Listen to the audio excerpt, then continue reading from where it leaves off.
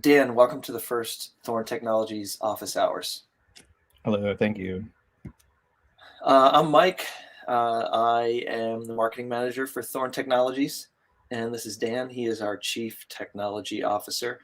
And this is the first time we've ever done this. So the plan is to, first of all, answer questions people have about SFTP Gateway. So you can send those to us in the comments. Also, we're going to do a live demo and then just talk to Dan a little bit as one of the people who built SFTP Gateway. So just to kind of make sure everybody's starting from the same place. Dan, do you want to explain the product to people and kind of why it was built initially? Sure, yeah. So SFTP Gateway is a virtual machine instance that runs in your own cloud. So people can subscribe to this product on the marketplace of any of the clouds, AWS, Google, or Azure. And then they can spin up their own instance that then points to their own cloud storage and then provides SFTP access to that cloud storage. So primarily we used it in the beginning. We created it for a specific use case for one of our products. We had we have an SMS tool that gets SFTP filed, or SFTP has access for these clients to send in these files that have a bunch of phone numbers and messages in them that they need to send. And then our process picks them up from S3 and then sends it on to our application servers that do the actual texting. So we needed that SFTP server, which came from basically a data center before we even used the cloud. So spinning up a SFTP server on AWS itself was our first step on migrating out of that private data center into the cloud. So when we did that, we were no longer limited to the computers that we had running at the data center. We could beef up our application servers and really ramp up our throughput on the SMS messages by using AWS. And by separating the SFTP component, we realized that this was a piece that other people could use as well. And that's how we started thinking about this SFTP product and SFTP Gateway in the first place. Yeah, so when it was built originally, at what point in the process, because I wasn't with Thorn at that point, at what point in the process did you realize, and how did it happen where you realized, oh, wait, we're building something for this one client, but this is something a lot of people might use? Right, so this was back in I guess 2017 or 2016. We had this solution for our use cases, but then we realized as we were talking to other clients that there was this common need of an SFTP server to transfer the files over to the cloud. Like the clients did not want to have to upgrade their old systems to be able to send data straight to S3.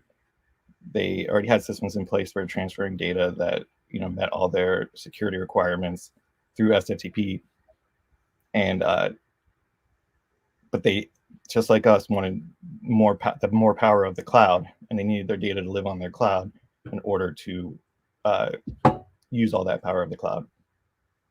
So we talked to some people, and we realized that there was no other real solution out there. There were some SFTP companies that provided the whole service, where they would give you an SFTP server, but it wasn't hooked into your cloud. It was just they would use their own backend, so you didn't really have control over the data. So we realized there was a missing piece there on the actual clouds that we had this instance that was pretty simple that if we could package up, we could sell on the cloud, and other people could use it as well. In the beginning, it was basically just a Linux server with OpenSSH on it and some configuration to hook it up to one cloud storage endpoint. But since then, it's grown and gotten more complicated and more powerful. But yeah, in the beginning, it was pretty simple. We were just trying to put something out there to see if it was even viable. So we just took what we had and packaged it as is. Cool. I can share your screen now here. Do you want to just walk through some things? Sure. So Okay.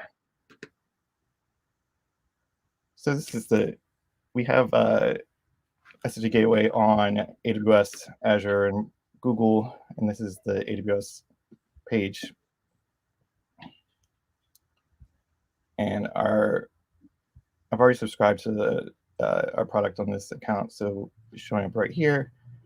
And if anybody needs links to subscribe, in the description for this stream on YouTube, there's a link to any of the three marketplaces, so people can just click to get to AWS, Azure, or Google Cloud. Yep. And so I'm gonna go ahead and launch this server so we can see how it works. So you can see it's the primary product is an AMI, which is an Amazon machine image, which launches into a virtual machine on EC2. So I'm going to launch version 3.3.5 on EC2, and it'll give us a few options here.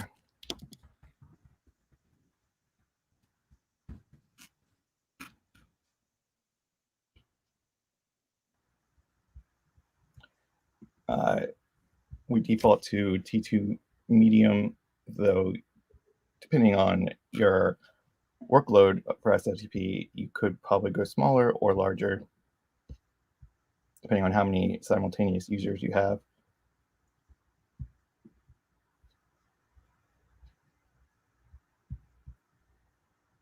And then for the network settings, we do have HTTP traffic, HTTPS, but we really don't want the public to access our HTTP endpoints because on SFTP Gateway, the HTTP endpoints are only used for admin administration. So users do not need to access the HTTPs. But Okay. SFTP is running on the SSH port, which is port 22. And we have a recommended rule in here that anywhere should be able to access this. Typically, when you launch an Amazon EC2 instance, it'll say port 22 is open to the world. That's not good. You need to limit it to your IP address. That's because port 22 is usually what you use to access the back end of the instance and are able to do all the Linux commands there. Okay.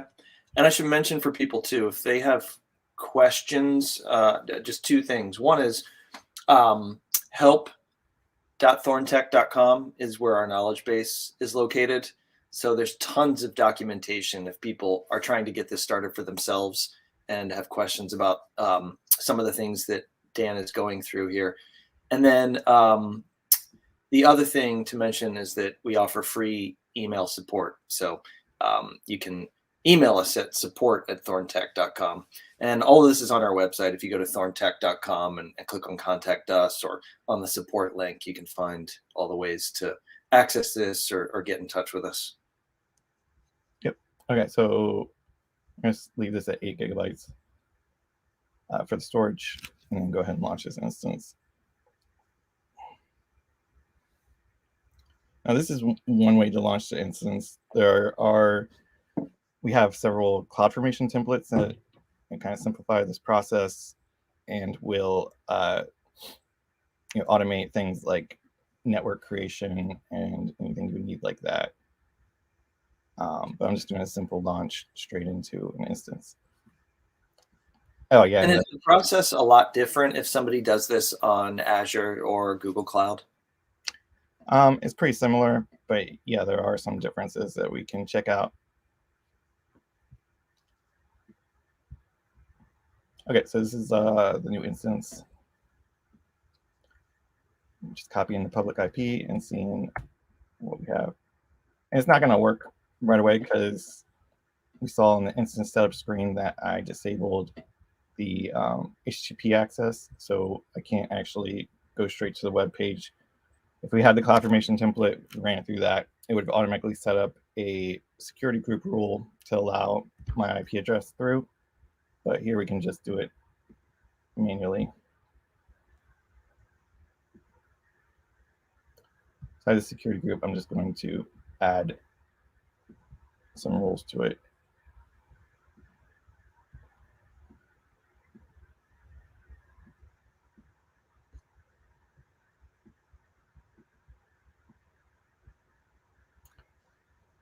Okay. So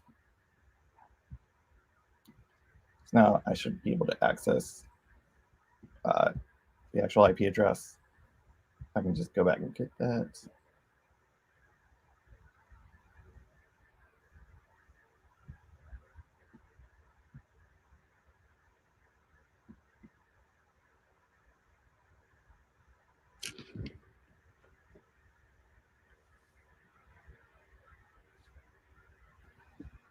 All right, almost. Okay, so when you first go to the instance, we're using a private certificate, self-signed certificate for the web traffic. So you'll get this error that says assert authority invalid. So you have to go past that for the first time in browser, so it won't ask you that again. Another nice thing about the CloudFormation template is it'll completely set up the instance for you, and it'll wait until the instance is ready before saying that the template finished. So right now we're just waiting for the instance to finish starting up. So it'll pop up right on the screen to tell you that it's ready? Yeah, well, you press refresh until it's ready. So hopefully it'll just pop up. Maybe I found a bug, but I doubt it. It should be able to launch. But one thing we can do while it's launching. How long does that process usually take until it'll be ready to go? It's usually a couple minutes, okay. 2 and 5 minutes for this instance. Another nice thing about CloudFormation template, which I should have used, is it gives you a CloudWatch log group automatically set up. So we could go in and check the logs for this instance as they're happening through AWS. But we'll just keep on checking this out, and hopefully we'll make it through. So I guess this is a good time to actually show you how to log in to the terminal to see what's going on with this instance. So I'm going to go back to the security groups.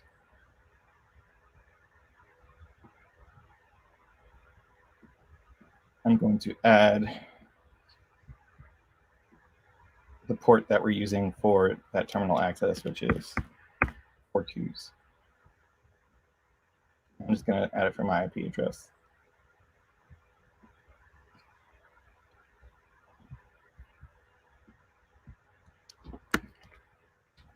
Now, pull up a terminal.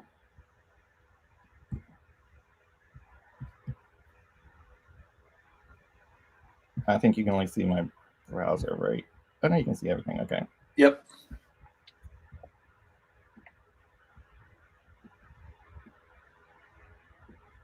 Okay.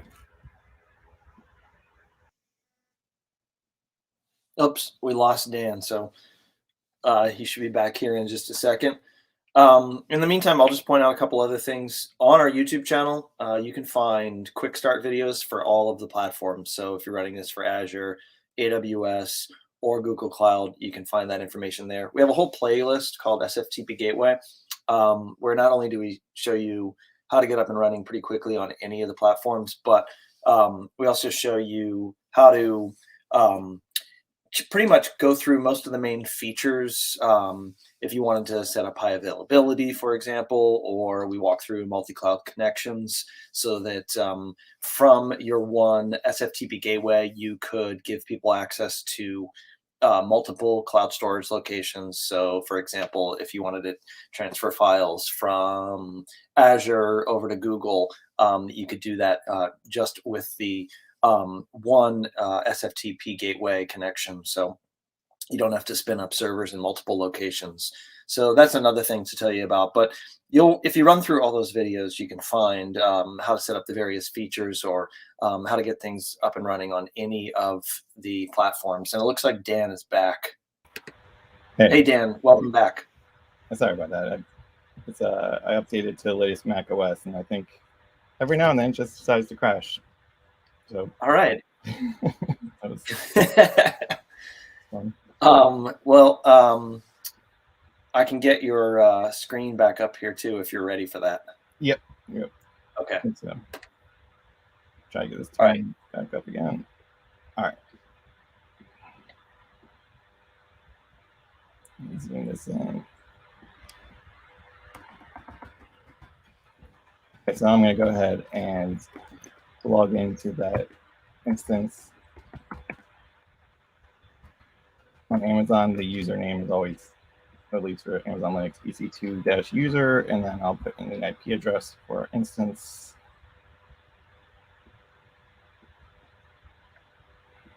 Which actually is done setting up now that we're on this screen. Okay. So back on the screen we were on earlier where you were hitting refresh. Yeah, that is now, that's what shows up after things are ready to go. Right. And we're actually in SFTP Gateway now. We're not right in the marketplace or AWS anymore. So this is completely set up now. So we can now create our first account. And this is like our system account, our system admin.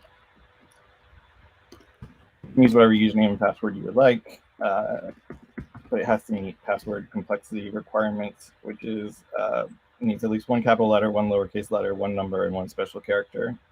Okay. These are customizable, but there's knowledge-based articles about that, about those rules. All right, so I created the first user. I still need to log in with that user.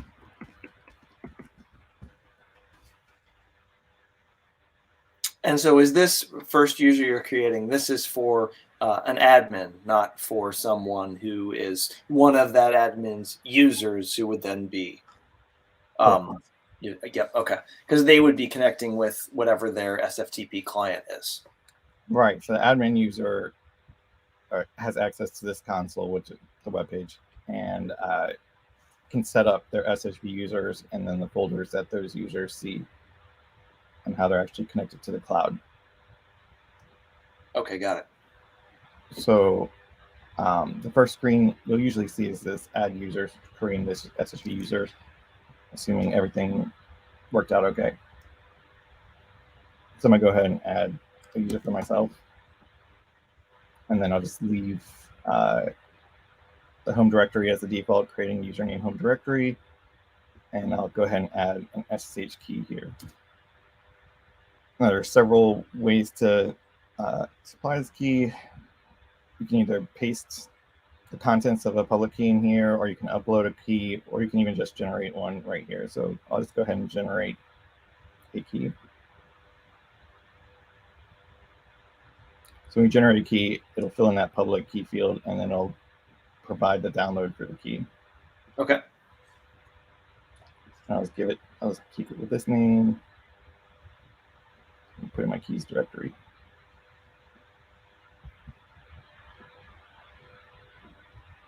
And so now you're saving this on your own machine when you're doing that, on your own computer. Nothing's going to the cloud. Okay. Right. So the way SFTP works is what's known as asymmetric cryptography. So there's a private key and a public key. The public key, anyone can know. You can't figure out the private key from the public key, but you can confirm something was signed with the private key by using the public key. So the private key, in this case, it's generated here. We don't store it on the server at all because the server doesn't need to know it. the only person that should have the private key, it's kind of like a password, is the person using it. So so ideally, the private key would never touch anyone else's computer. It would only be on the actual user's computer, with proper permissions and lockdown.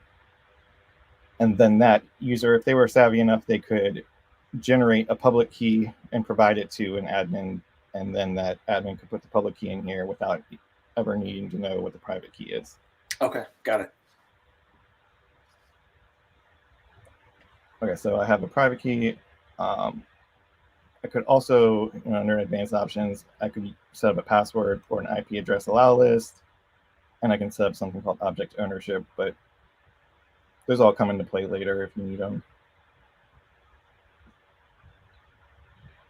All right, so I've got my user, and that's all I need to do to actually start logging in with them.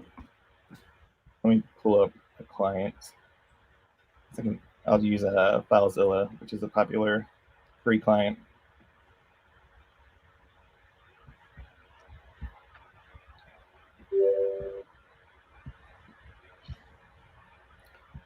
Okay, and then I just need to supply the IP address,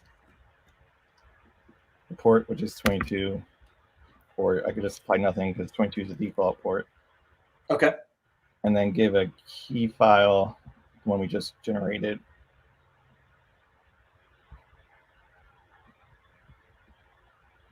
And at this point, you're going through kind of the part of the process that a user would actually be doing to then connect to what the admin had set up.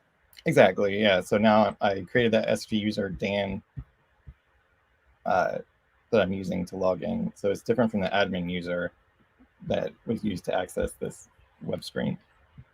And back where you set up the user Dan, that's where somebody could go in and set up all their users, and doesn't matter whether they have 5 users or 500 users, they can set everybody up here on the web-based interface. Yeah, exactly. Yeah, we don't charge per user or anything like that. So yeah, you can set up as many users as you'd like here. So let me go ahead and connect, and we should see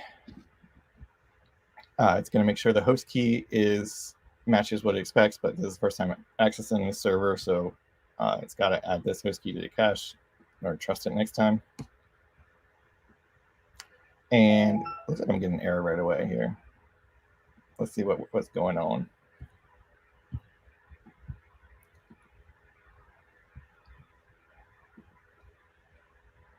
So I'm just going to see if, yeah, that's what I thought. So for some reason, this instance created cloud storage, but I don't know if this actually exists. I think there was a bug right there that we just saw. That's okay. We can see what happens when we get this error.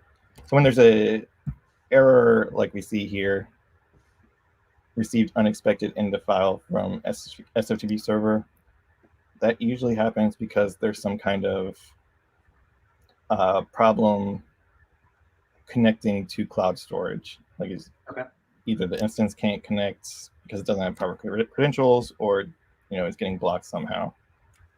And if I went ahead and went over to the cloud connections in the settings, and our default cloud connection, checking it out, when I hit test connection here, we see 3 red X's. Okay. But technically, the bug here is it shouldn't have created this cloud connection if it was not working. So I'll have to file that for later. Okay. Which version of SFTP Gateway is it you're demoing here? This is 3.3.5. Okay.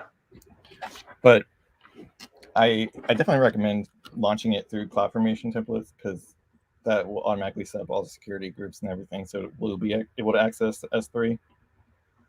But I see. So launching it that way, they wouldn't have run into the error that you just got. Right, exactly.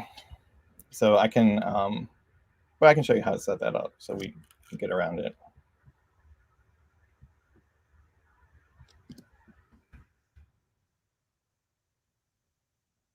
Go ahead and check first of all if that location exists. And so now you're going back into AWS and Yeah. looking for that location to make sure it's actually a cloud storage location of yours. Yeah, but didn't actually create the storage location. So that was a bug. Okay.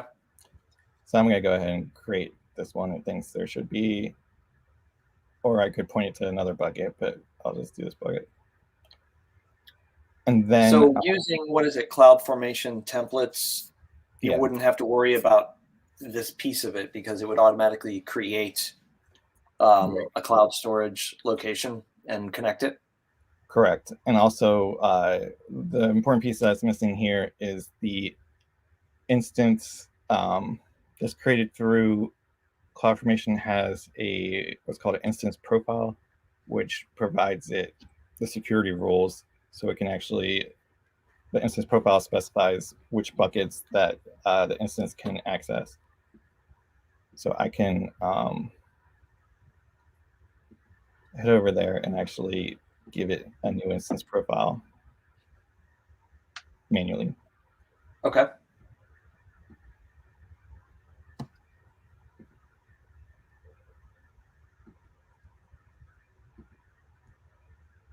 I feel like after this we should go through it with CloudFormation because this looks so terrible. How many things I'm running into. But it's just, yeah, it's all the security stuff. It's always security on the clouds. That's what stops things from working. But it's good. The security's tight. So I want to modify the IAM role for this instance. And I could give it admin access to everything, but that's, you really, with the cloud, you want to practice what's called the principle of least access. So you don't want to just give admin access to everything. You want to spend some time thinking, what exactly does this instance or even a user need access to? So I'm just going to create an EC2 role.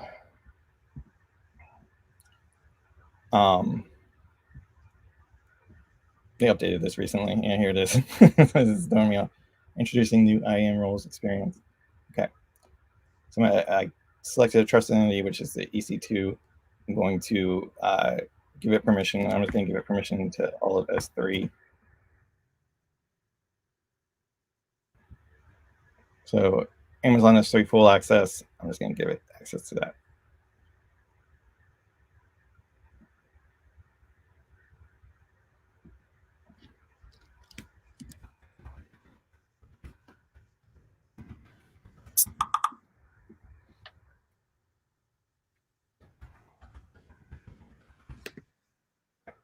So this is saying that EC2 instance can assume this role, and then that role will have permission to all of S3. So this is some, I recommend getting like an associate solutions architect associate certification to learn all about security groups and how all that works, because it's like the bread and butter of AWS that you'll need. Okay. And generally, yeah, just like our process, we migrated to the cloud using this server, and that was like our gateway into the cloud for ourselves. Like we all became certified and learned a lot about the cloud and all of its power because we used this SFTP Gateway server to get out of that like private data center into the cloud. Right. Okay, so I have that new role. I got to put it on the instance, or on this EC2 instance now. Go head over here, go ahead and refresh it. And here it is.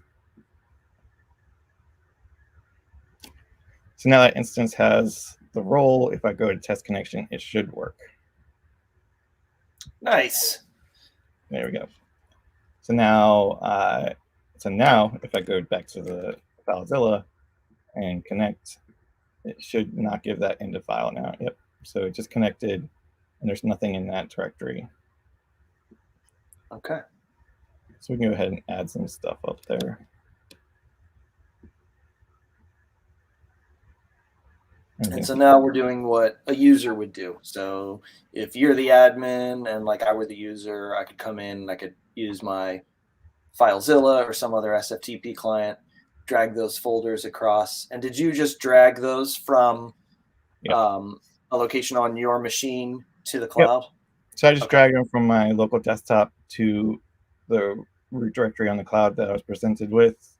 And we see the files are over here now. And if we try to like navigate up a directory or anything like that, we're stuck here. This is our home directory.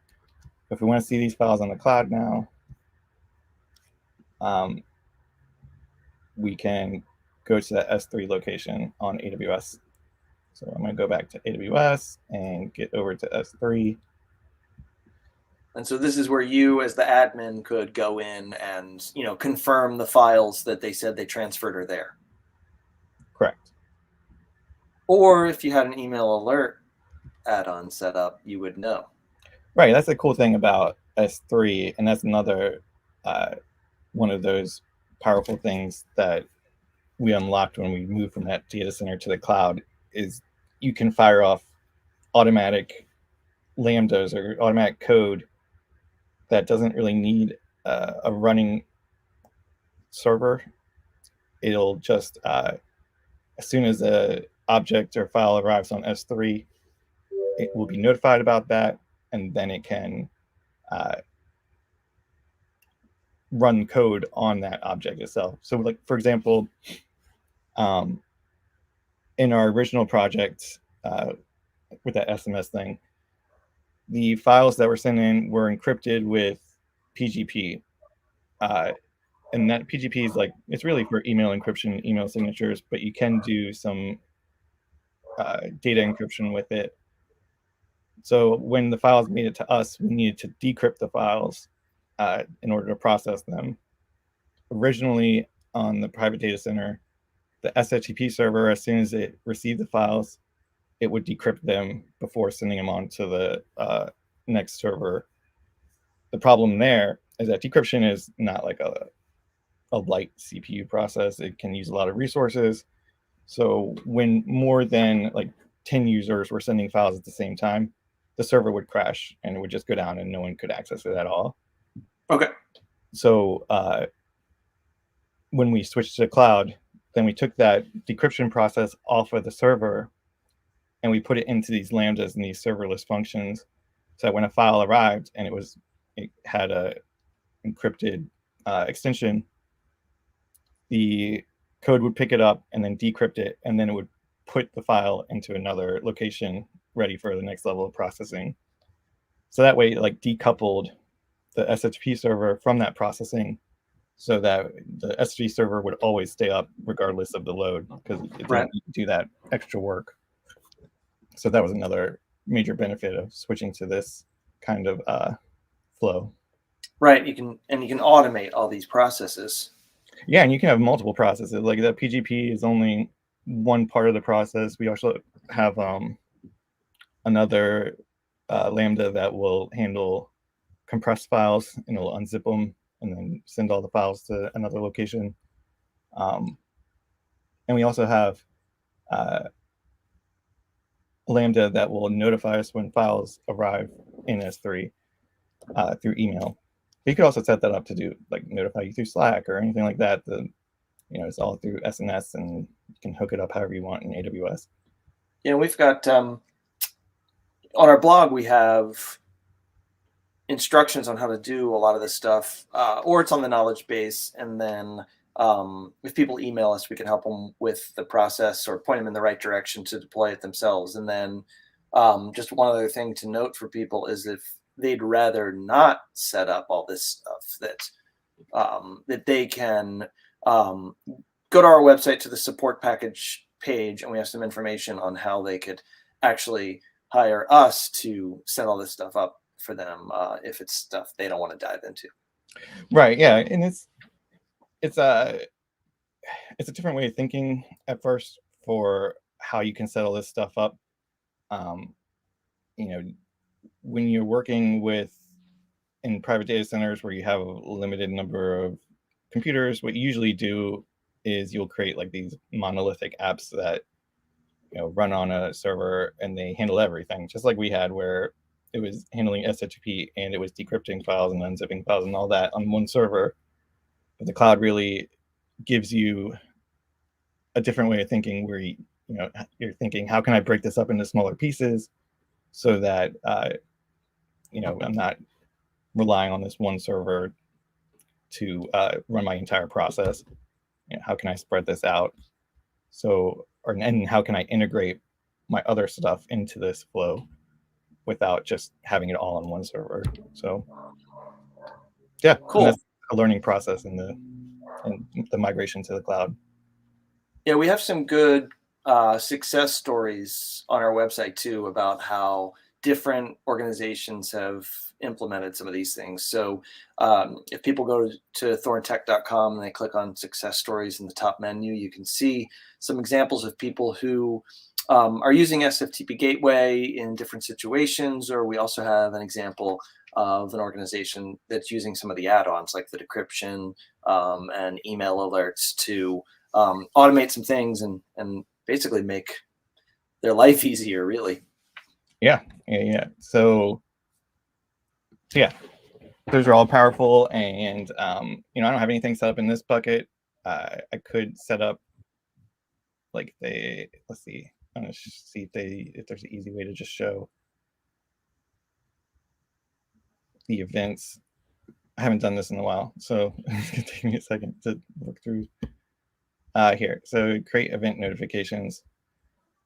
So you can basically set it up so if there's an object created or an object deleted, you can have it automatically notify a destination. So it could be a Lambda function, SNS topic, or SQSQ.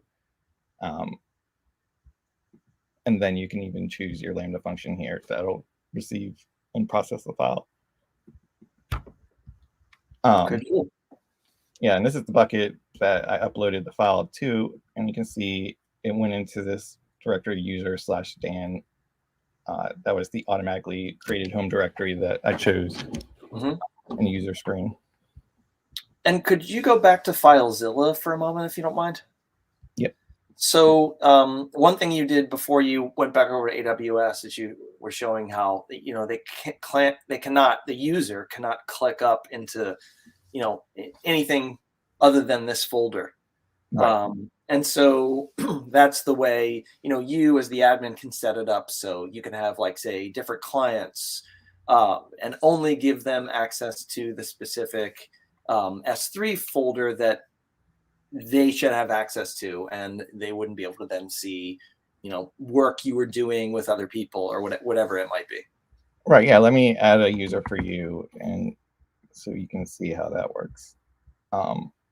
This one I'll make it a password instead, just so. Let's just go with my social security number as the password. I'll go ahead and give it to you now. I have it memorized. Don't worry. Okay, cool. We recommend SSH keys. They're so much more secure than passwords, mainly because you don't need to memorize them, so they're a lot longer. Right. But we do provide SFTP passwords because people, they still need passwords. Some old systems don't support keys and stuff like that, but the keys are the much more secure way to go. They are definitely, yeah. So let's create a second user, and I'm going to log in as that user. Okay. And so like in a real life situation, like the user Dan would have been like with one company or whatever, and then like Mike works somewhere else. He's got he's running FileZilla at his location. So he'd go and log in like this. Right. And you see there's no files in here because it is the first bin here. So I'm going to go ahead. Mike can't see what Dan could see. Yeah. Cool. Right. So I'm going to add a,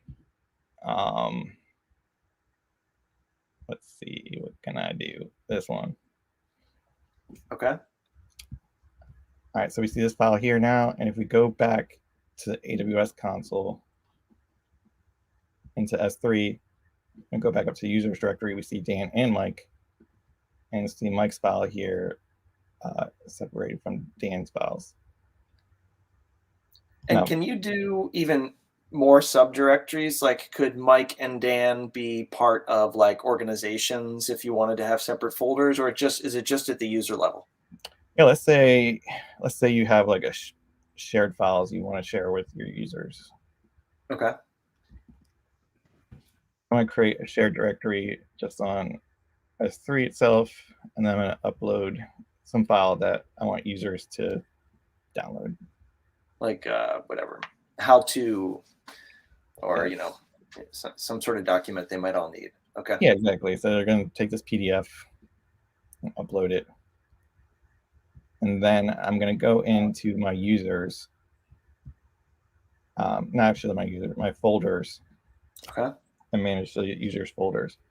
So I need to make it to the user's home directory, but you see the structure is pretty similar to what we saw on S3. This is like a virtual mapping of folders to the cloud. Yep. So just like on S3, I could add. Oh no, sorry. So in these specific folders, this is where the user lands. So in order to add a folder that points to this S3 location, I actually need to create a cloud connection to that S3 location. So go back to settings. We had looked at this cloud connection thing earlier when we were having a problem with connecting to the default bucket. But you can actually add multiple cloud connections, and that's where things get pretty fancy. Okay. So no matter what cloud you're on, you can pick from these 3 different clouds. Oh, so that's the multi-cloud connection feature right there. Right, and if we have time, we can go into like setting this up on Google or something, and having it across multiple clouds. But I'm gonna put one like shared AWS folder. I'm gonna give it S3 URL. S3 URL. Just saw it here.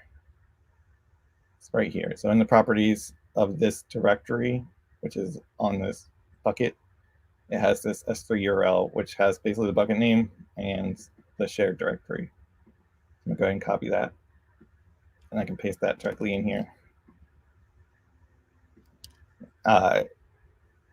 If your bucket is on a different region, then you should specify that here, and it'll be on the properties as well. So this is US East 1, so I don't need to change anything. That's the default region for us, but I'll just pop it in here. And we set up the instance profile, so it should have access to all of S3. So if we test connection, we have success. Okay. So now I have this shared folder connection.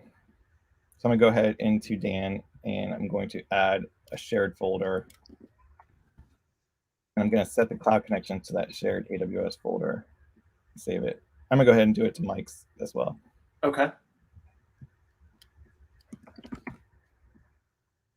So if you had like a team of people that was collaborating, they could all work from the same folder, but then each have kind of their own space to save things if they weren't, Right.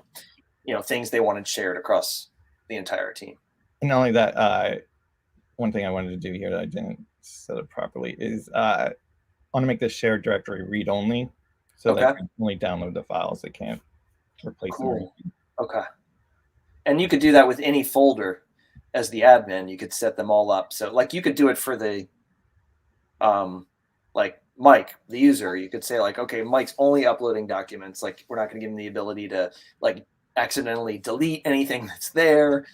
Right. Or, we want him to only be able to read files and never save anything else. But yeah, I'll create another folder in Mike called uploads that will be write only.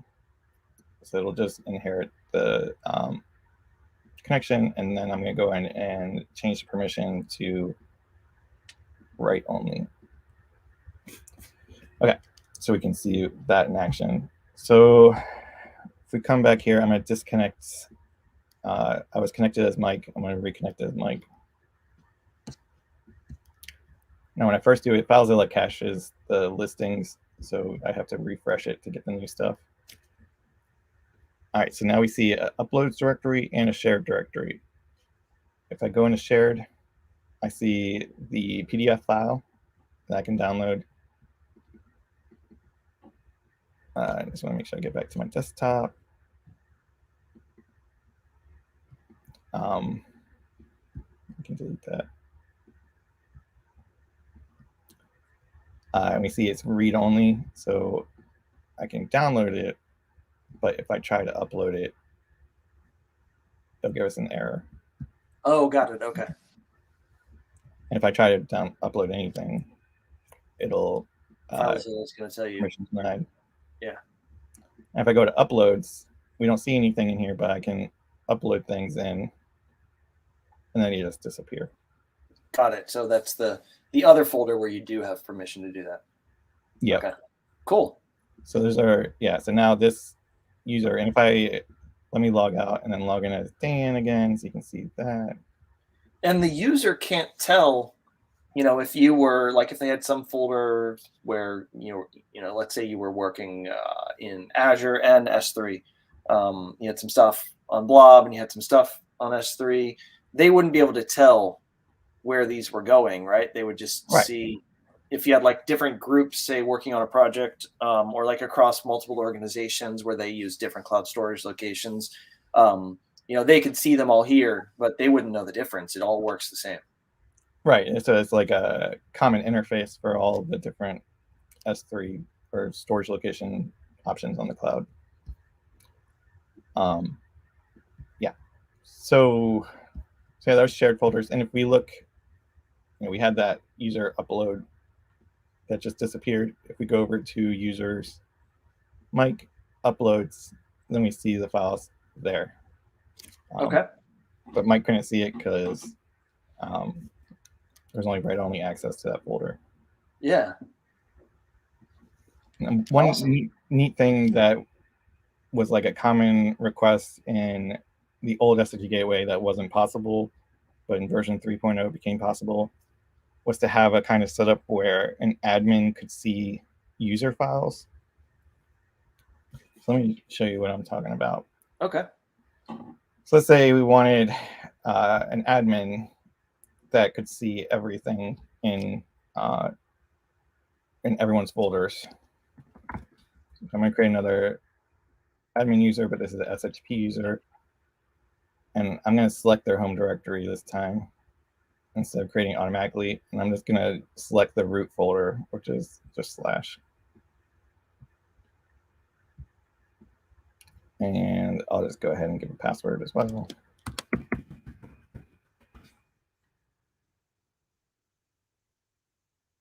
All right, so I'm going to go to FileZilla and log in as that admin.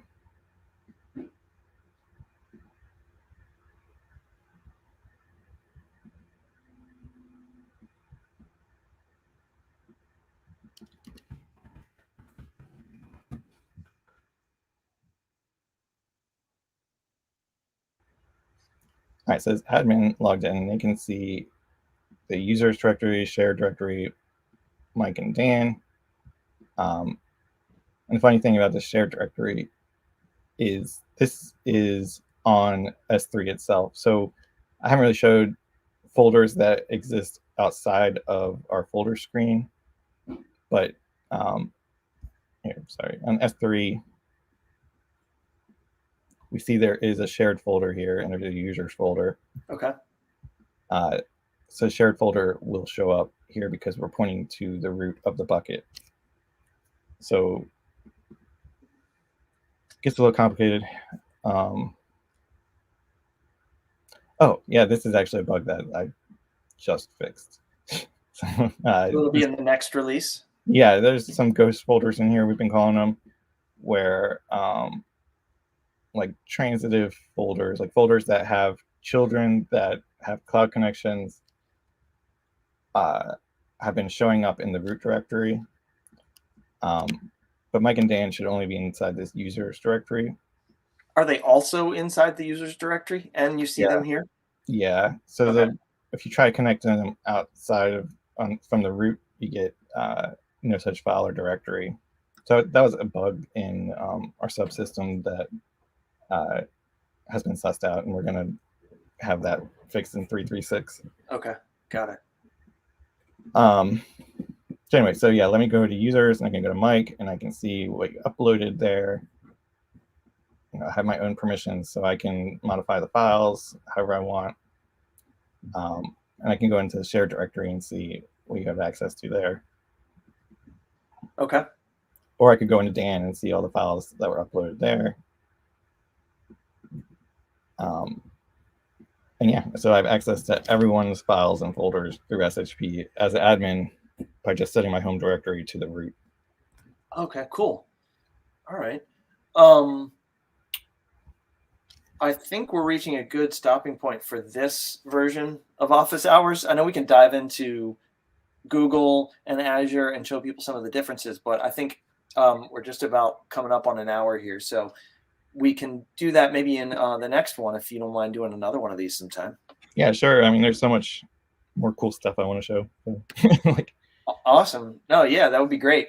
Thanks for doing this. And I'd also just tell people that if they have any questions, they can always email us, or there's a contact form on our website, but they can also use the comments here on the video and we can answer the questions there, but also come back to some of the questions in future office hours where we can talk through some of the questions people have, and do, a screen share or something like that if there's an easier way to kind of answer their question while you have SFTP Gateway up on the screen. So Dan, thanks a lot for doing this. I appreciate it. And for everybody who's checking this out, if you want to hit the subscribe button on YouTube or follow us on places like LinkedIn or Twitter, we will let you know when we're doing another one of these. But that's it for us. Dan, you have anything you want to say before we sign off here? Thanks for having me. It's fun. I hope it helps someone out there. Yeah, me too. Again. Yeah. All right. Well, thanks everybody for checking this out, and to everybody who's using SFTP Gateway, and we will talk to you next time. Thanks. Bye.